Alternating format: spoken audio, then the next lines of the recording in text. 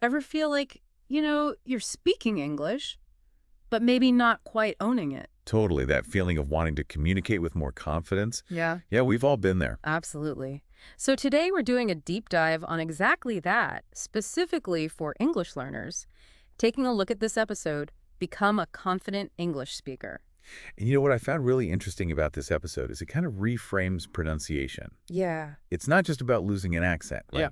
It's about being clear, being understood. It's like getting your point across without like the other person having to kind of guess what you're saying, which actually that reminds me of this one part of the episode talking about how good pronunciation can be a real game changer, like in a job interview. Oh, absolutely. First impressions, right. Yeah. You want people to focus on your message, not be distracted by trying to figure out what you're saying. Exactly. And they had this example in the episode, something about, was it ship and sheep? Yes, ship and sheep. Those are what we call minimal pairs, right?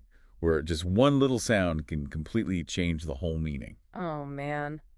That just made me think of this friend I had who once accidentally told someone they had a big sheet on their face instead of a sheepish grin. Oh, no. Awkward. But, it proves the point, right? Absolutely. And the episode really breaks down how to tackle those tricky sounds. Like those minimal pairs are like targeted pronunciation exercises. So what, like just practicing ship and sheep over and over? Well, it's a bit more nuanced than that. They talk about this technique called shadowing, which basically means finding a recording of a native speaker and mimicking them, like you're their shadow.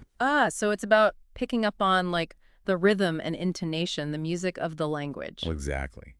And speaking of music, they shared this story about a woman who used these techniques to nail a big presentation at work.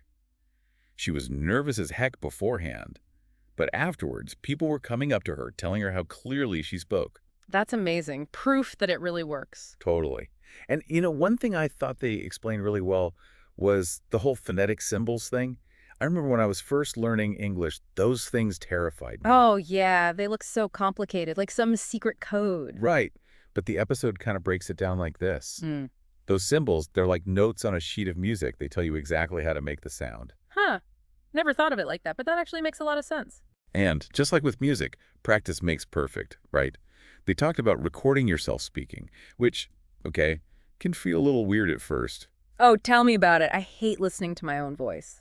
but it's so helpful Mm-hmm. because you pick up on things you wouldn't notice otherwise, like how your intonation is. Intonation, meaning like whether your voice goes up or down at the end of a sentence. Exactly. Like if you say, it's raining, but your voice goes up at the end, it sounds like a question, right? Yeah. But if you say it with your voice going down, it sounds like a statement. Huge difference. Okay, so we've got these techniques, but the episode also mentions some pretty cool tools, right? Oh, yeah.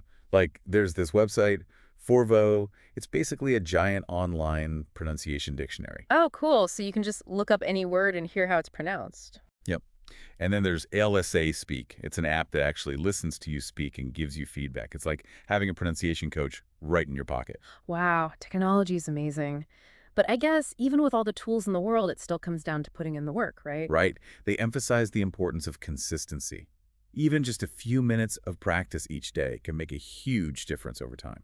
And what I really liked was how they ended the episode. They said something like, instead of thinking of pronunciation as this scary thing, think of it as a way to like add more personality to your English. Totally. Like it's part of what makes your voice unique. Exactly. So to everyone listening, if you're ready to really own your English, don't be afraid to experiment, to play with it, have fun.